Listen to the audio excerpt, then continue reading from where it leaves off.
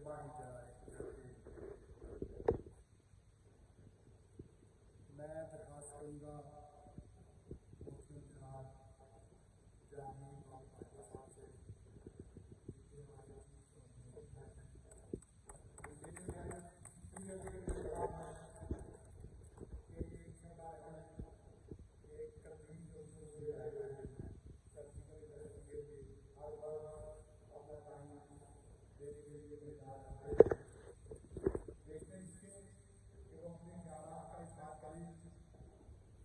मैं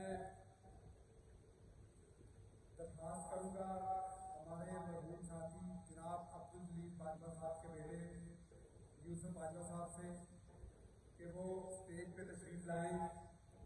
surgical association Bajwa साहब की याद में उनकी मेमोरी में एक सुवीनियर का बंदोबस्त किया है। जहांगीर बाबर बाजवा साहब